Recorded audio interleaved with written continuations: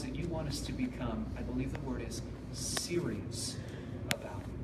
That we would become serious about pouring into other people.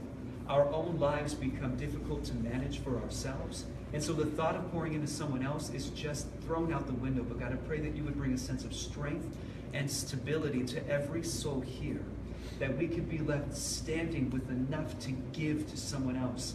I get the impression that for some of you, you need to take your children under your wing and you need to start discipling them.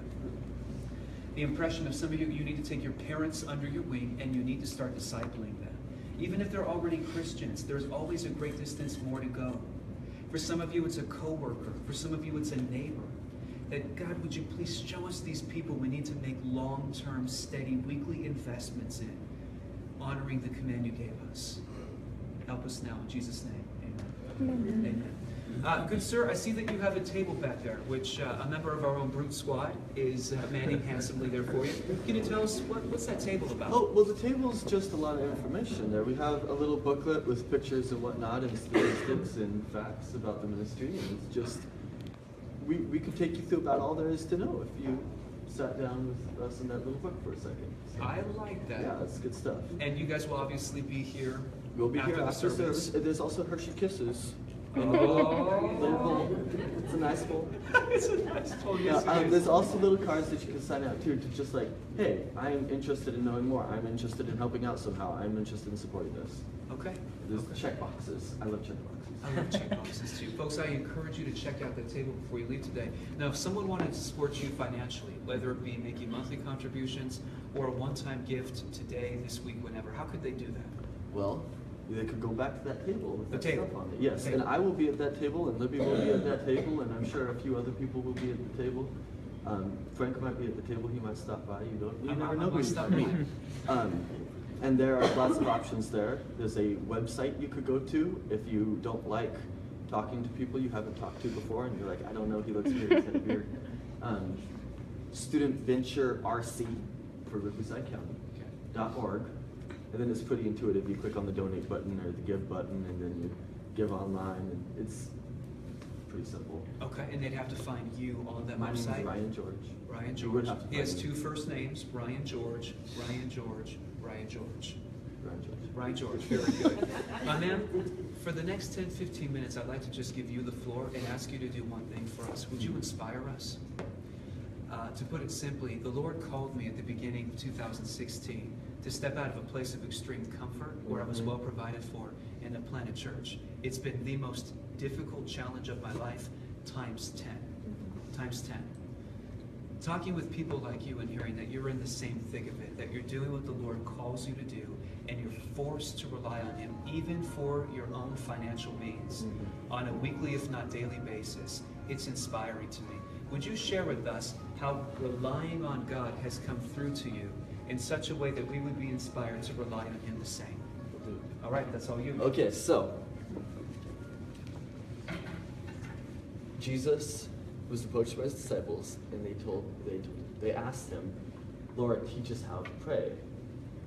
And he said, when you pray, pray like this: Our Father who art in heaven, hallowed be your name. Kingdom come and be done. You're like, give us this day our daily bread. And if you talk to most people, what do you think he meant by that? They'll give you some sort of explanation that I don't quite understand, like about how that's him providing for all of our needs and that kind of thing. But there's this cool little proverb somewhere back in the book of Proverbs towards the end, where he says, Lord, don't give me too much, so I get cocky, or too little, so I'm tempted to steal. And Jesus goes on, all through the Sermon on the Mount, and says, the birds, they got what they need, and they don't worry about it. And the fields, they don't worry about what they're going to wear, but, you see one light up in all the poppies after the rain. It's more beautiful than Solomon, anything he ever wore, and he was rich. The world tells us, don't worry about little things. Jesus tells us, don't worry about food and clothing. It's a very different dynamic. And so I felt called into ministry. I felt called into full-time ministry. I went to school to become a school teacher. I taught science for a few years. but I felt this call to ministry. So I took some of my savings and I did ministry for a little while, and then I got low and I said, okay, I better find a job now. I was hoping somebody was going to give me a job doing ministry, and they didn't come, right? Okay, well, I guess that's something else. And so I got a job, but there's some things that came up. There's like a car accident, and it wasn't fitting well with the ministry I felt called to do, and so I finished that job with less money than I started it with. And I got a new job where I pull out whenever I needed to do that ministry. And I didn't know what I was doing at all, because I just tried to grab it because of the convenience of it. Finished that job with less money than I started it with. You know, and it wasn't like I was wasting my money on things. You know, I was living in a $400 a month, like, attic that had like gaps in the floor, and if I stood just right, I could see the outside, and there was no window, you know, like through the gaps in the thing. It would collect the heat in the summer, and I would come home at 11 o'clock at night because I tried to stay out as late as I could because I didn't want to be there. And I'd open it, and the heat would blast me in the summer. Oh, that's a little rough. In the winter, it did not keep anything warm at all. So it was a rough spot to be in. And I was the poorest I'd ever been in my adult life. But I was trying to find this job that I could do that would fit with the ministry I felt called to do. And finally, I had this guy from the Bible study say, "Do you think God is calling you into full-time ministry?" And so I thought I might know where he was going with this, so I tried to dodge the question. I said, yeah. He said, "No, do you?" "Yes, I do. I believe God is calling me into full-time ministry." "Okay, then do it, and let God provide for you." I thought, that's the stupidest financial plan I ever heard of. You know? But I know that he does things like that, and so I'm wrestling with this in my mind. And then I had the same conversation the next day. And then I kind of make this decision where it was, God will take care of me, or he will not take care of me, but I'm going to jump and hope he catches me. And oh my goodness, it was the craziest thing. All of my meals that I needed were just there. I didn't ask for or pay for any of them. But I'd like, somebody be like, "Oh, let's meet at Starbucks. You know, we got to meet at Starbucks." And I'm like, "Oh, I should probably meet these people." So I was driving over to go see them and talk about stuff, and I'm on the way, and I'm like, I know I cannot afford a meal at Starbucks right now. I don't even know how I'm going to afford rent. I'm not paying for meals right now. You know, I have no replenishing income. So I'm going to drive to Starbucks. You know, I'm not broadcasting the fact that I'm out of money or anything like that. And I'm on the way. "If you come, I'll make you a sandwich," you know, that kind of thing. And this is how I ate. This was my meals. And it was a wild thing. Got there, and God's been providing me all my food. And I'm like, wow, this is really great. Then rent comes due. And never in my life have I heard a story about, "Oh, if you come, I'll make you a rent." You know, I've never heard anybody say that. And so rent is due tomorrow, and I am out of money. And so me and God had some frank words. We talked very candidly about things. There was, maybe I didn't conduct myself with the proper reverence for a person, speaking to his king, but I was speaking very honestly as a person who was depending on God to take care of him and was expecting him to do that and feeling like it didn't happen. And I got to my car, and there was this envelope from my last paycheck from my last job. And I'm like, "Oh, stupid envelope," you know, and I throw in a fit. I grab it to throw it away, and I noticed that inside is a second paycheck, a second last paycheck from that job that I had not noticed before, for more than I had ever made for any other paycheck from that job. Wow. And I paid rent, and I had some leftovers too. And I thought, oh, okay, now I know. Because how does that happen, right? Now I know that God is in this with me. He has answered me, he is taking care of me in a way I can't deny. And so if I wind up like starving in the gutter, that's a-okay, because I know that he put me into the gutter to starve. Like, if he wants to do that, that's his business. I just needed to know it was him. And so I had a conversation with Monty Sharp. He's my boss there. He's discipled generations of people in this valley. And he's 33 years now, 34 years. He's been doing ministry in the valley. And I saw him at one of these big, giant valley-wide youth group things they have, where they bring all the youth groups together. Super cool. We're having another one on the 21st. It's a worship night. And he came up to me and gave me this big hug, picks me up off the ground. I think the guy's in his 70s. I don't know how he does these things. He said, "How are you?" And I said, "I'm good." He said, "What you been up to nowadays?" And I said, "Well, I'm between jobs right now because I was trying to find this non-existent job that would allow me space in life to do what I was called to." He said, "What do you wish you were doing?" And I looked over at my students I was working with in the corner, and I turned back and looked at him and said, "I wish I was working with them full time." He said, "Well, you could raise support, come work with me, and you could work with them too." I said, "Well, we should talk." And I'd seen people do that ministry before, and I'd seen them not have what they need before. And I'd seen them quit and pull out. And so that's why I said we should talk. Well, by the time I talked to him, I'd seen God provide for all of my needs without raising any sort of ministry partners to like hold the rope while I go down into the pit. And so I thought, well, if God can provide for me without that, he could probably provide for me with that. You know? And so I started doing this ministry on faith that God would take care of everything. And there was definitely times where it was like, "Hey, your car is done. We repaired it. Come pick it up. It's only this much." And I thought, wow, that's really cheap for the work I had done. That's a fantastic price. And I looked at my bank account and said, I don't have the money to pick up my car right now. But by the end of the night, I had the money, and I picked up my car. It was really cool. Another time, I put $4 in my gas tank because if I put $5, I would have overdrawn my account. That was a stressful time because I still had a week, I think, before my next paycheck. And doing what I do, I drive around town a lot. You know, it's back and forth everywhere. And my truck at the time was getting a little under 15 miles a gallon. Oh gosh. Yeah. Praise God, I don't drive that anymore.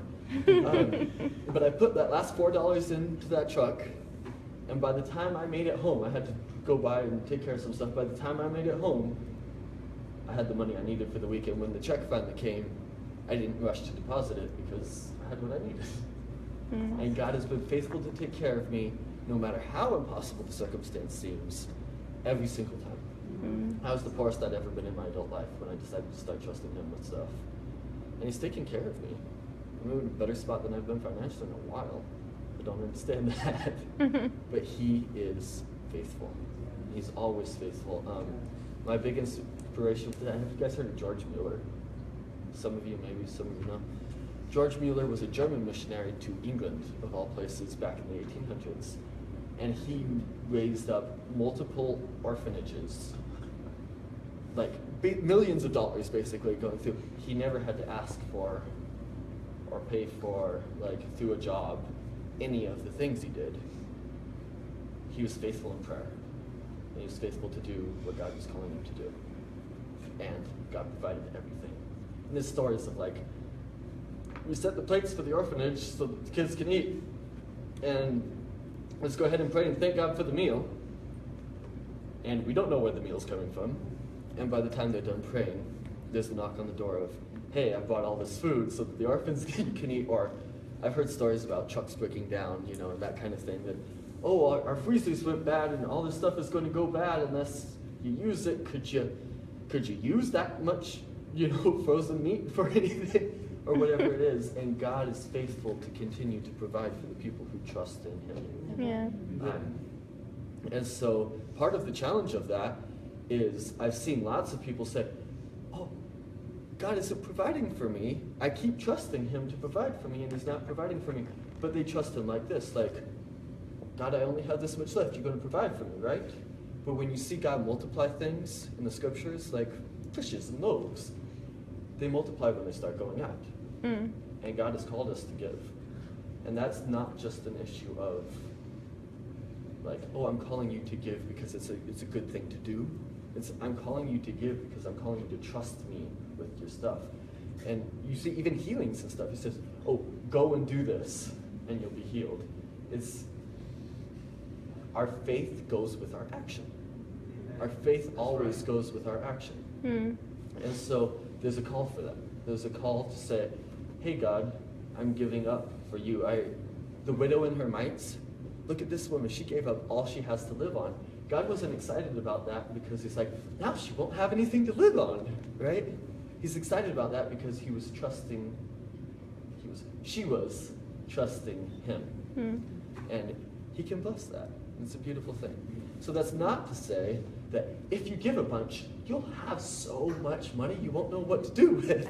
I'm not a believer in that, but I am a believer that if you put first his kingdom and his righteousness, he'll take care of all the other things we have to pay. Is that good? Yeah.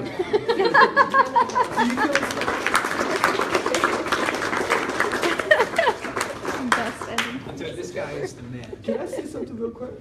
If you are not giving faithfully to your church, you should probably be doing that. Anthology has work to do, and this is a ministry that God has called and started. And if you are benefiting, it's appropriate that you share everything with the community and the people who are benefiting you, you know? If you've benefited from this ministry and you're not giving, you should be giving. I promise you I didn't ask you. Absolutely get it, but this is important, right? Yeah. Have you guys benefited from being part of this church? Yes. Okay. So benefit the church too. It's you're called to that. And if you don't have what you need, that's okay. God will take care of you. That's good. I really appreciate that. You know, since you wrapped up pretty early here, does anyone have any questions for Ryan? Yes. Anything at all? How God has provided or what he does specifically? Sorry, I've been doing the student preaching messages a lot, you know? No, it's fine, yeah. You get like started, they come in, sit down, and you go to teach a message and you're like, okay, so open your Bibles up to, and the bell rings and they need to go to their class. Don't talk too long type of thing going on. No, it's completely fine. Everyone knows here I'm pretty short-winded as well, at least when it comes to the messages. When I was giving messages at Student Venture, I think my record was I had a 15-minute message prepared, but the teacher whose room we used to meet in was super late to let us in. By the time we got in and got settled, I had 2 minutes to condense a 15-minute message, and I literally made every single point, and it was awesome. I remember that was the message. I made a joke about Brad Pitt's nipple. That was one, and I got myself in a lot of trouble with Monty Sharp. A lot of trouble. Yeah, a boss for Student Venture and a longtime mentor for both of us. So any questions at all? If not, that's totally fine. I have a question. I'm so sorry. Chris, go ahead, buddy. Okay. What day do you meet at David A. Brown? At David A. Brown, we meet on Tuesdays during lunch. For 8th grade, it's the first lunch, and we meet in room R5, which is Mr. Lamana's room. And then second lunch, 6th and 7th graders, we meet in Mrs. West's room, 620 something. Anyways, and then on Wednesdays, we meet after school at David A. Brown because it's a minimum day. And we meet in the choir room, and that's a lot of fun. And I believe David Poore helps you as David well. Poore helps us, yes, it's a wonderful thing. He cannot come to the 8th grade lunch, but he helps us with the 6th and 7th graders. David's a fun guy. Yes. He knows how to make it fun for the middle schoolers, so that's great because I've been used to the high schoolers. With the high schoolers, you have to be very careful about not being too cheesy. With the middle schoolers, it's absolutely essential that you be too cheesy. Yes. It's good. I'm learning a lot of that and a lot of it from him.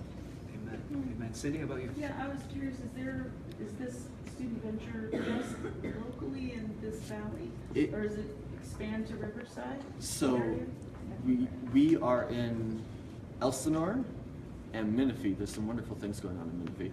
There's Murrieta and Temecula, and that is our little branch.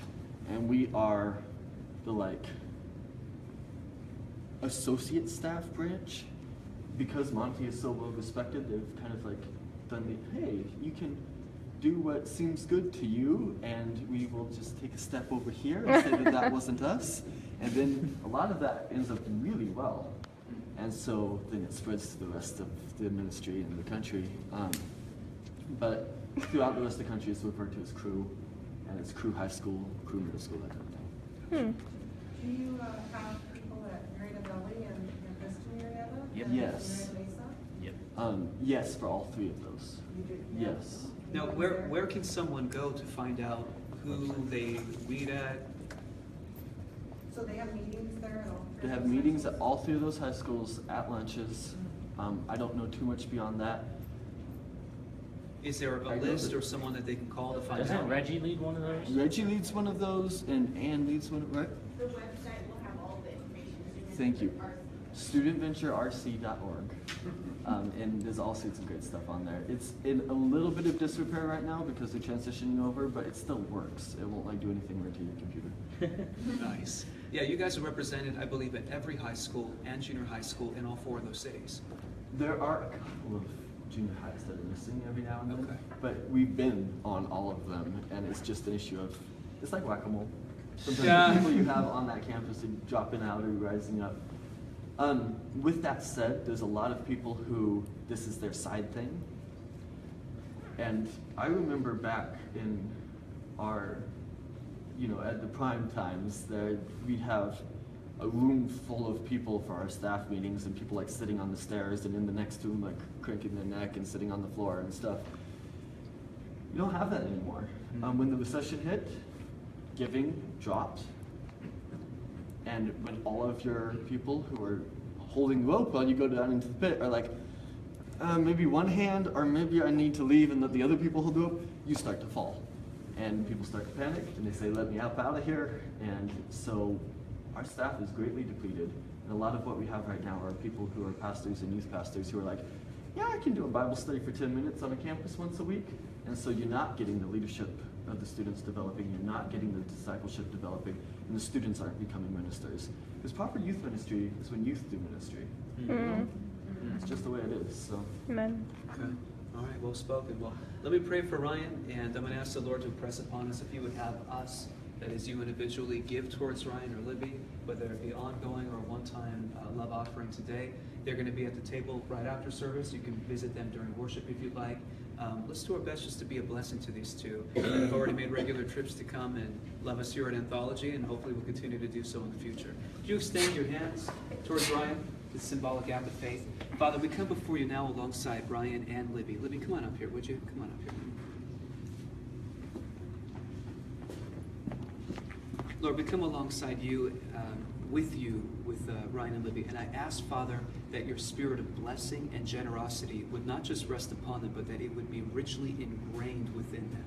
I pray that they would find themselves very plainly and obviously walking into a season of financial abundance and provision. Yes, I pray that in just a few months that all of their financial needs would be squared away, yes, everything would be lined up, and yes, Ryan would go buy that ring, he would put on his beautiful woman's finger, and that just days after they'd be married, God. I pray that you would bless them with the desires of their heart. I know that you take everyone through seasons of testing and increased fire for specific reasons, but I believe that these two have been faithful. They have held on to you in the furnace, and I pray, God, that the close of that time of testing would be within their grasp, God. Open the door to the furnace, let them walk out just squeaky clean, shining like pure gold, freshly refined. Bless them, pour blessing upon them, blessing, blessing, blessing, blessing, yes, blessing upon them now. Yes. In fact, I'm going to ask the worship team to come get set up as I wrap up this prayer. Father, for every individual here in this room, if you would have them play a part in providing for Ryan and Libby today, would you simply tell them that now? By faith, would you confirm in their soul if they are to give something to these two precious friends of ours? These are longtime friends of this ministry, of this church. These are a brother and sister in the Church of Christ. I pray that you would help us understand that what we give to them directly impacts young people, which goes on to impact other young people, which will go to impact them and their families as they grow and their children as they grow, and that it's like a seed, a mustard seed that starts small, but it grows huge. I pray we would give cheerfully and not reluctantly, both to this church and to Ryan as you call us to do so. It is often from a lack of abundance that you call us to give, because you're testing our faith, you're refining us, and you're setting us up to receive even more. So bless us, God. Provide them their needs, provide Anthology our needs, provide every member that calls this church home and every visitor here today all of their needs, and may a special anointing of provision and blessing be on every person here today, and may it last and grow for the remainder of 2017. May this be a banner year that you set firm foundations to launch us into new arenas of your kingdom building and blessing. In the authority of Jesus' name, we all come together and say, Amen. Amen.